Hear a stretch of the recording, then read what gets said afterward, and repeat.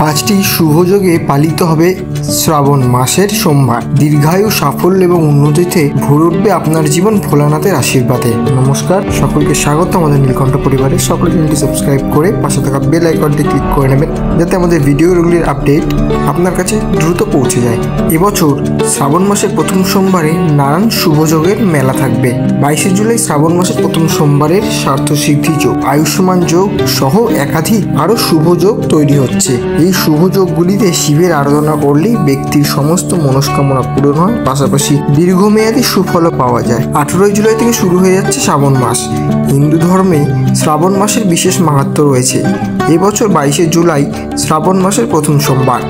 এই তিথিতে প্রীতি যোগ, আয়ুষ্মান যোগ সহ 5টি অদ্ভুত ধরনের যোগ তৈরি হচ্ছে, যার ফলে শ্রাবণ মাসের প্রথম সোমবারের মাহাত্ম্য বহুগুণ বৃদ্ধি পেয়েছে।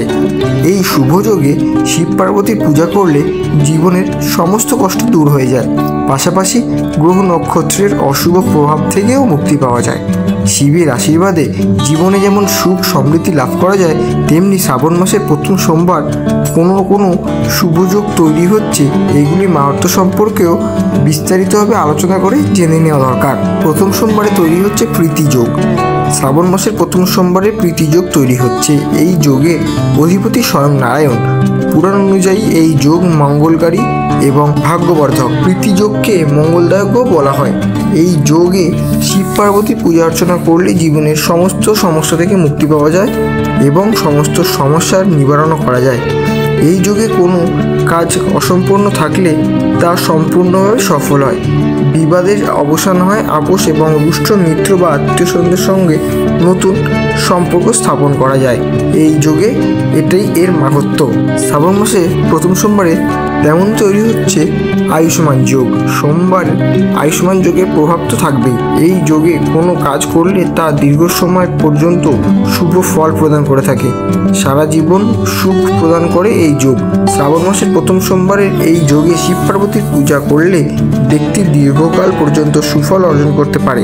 ভাগ্যের সঙ্গে আরও অনেক কিছুর পরিবর্তন হয় এবং শ্রাবণের প্রথম সোমবারই এই যোগের উপস্থিতিকে বিশেষ গুরুত্বভাবে চিহ্নিত করা হচ্ছে। শ্রাবণ মাসের সোমবারে এরকম তৈরি হচ্ছে আবার নবপঞ্চম যোগ। শ্রাবণ মাসের প্রথম সোমবার চাঁদ মঙ্গল পরস্পর থেকে পঞ্চম ও নবম স্থানে উপস্থিত থাকবে। এর ফলে নব পঞ্চম যোগ তৈরি করা হচ্ছে। এই যোগের শিব পূজা করলে কোষ্ঠীতে উপস্থিত সমস্ত দোষ থেকে দূর হওয়া যায়, শিবের আশীর্বাদ লাভ করা যায়। পাশাপাশি শিবের আশীর্বাদে ভক্তদের সমস্ত কাজ নির্বিঘ্নে সম্পন্ন হয়।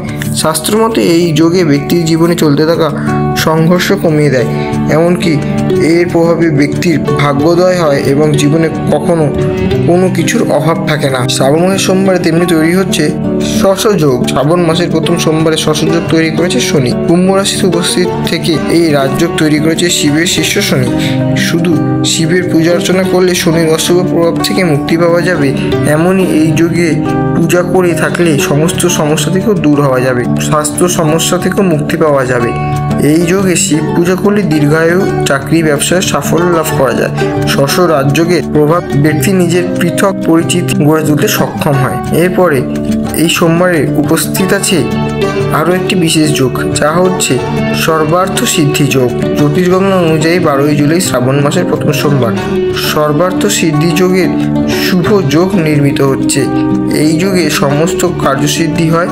এই যোগে শিব ও পার্বতীর পূজা অর্চনা করলে শুভ ফল পাওয়া যায় এবং সকল কাজে মন বসানো যায়।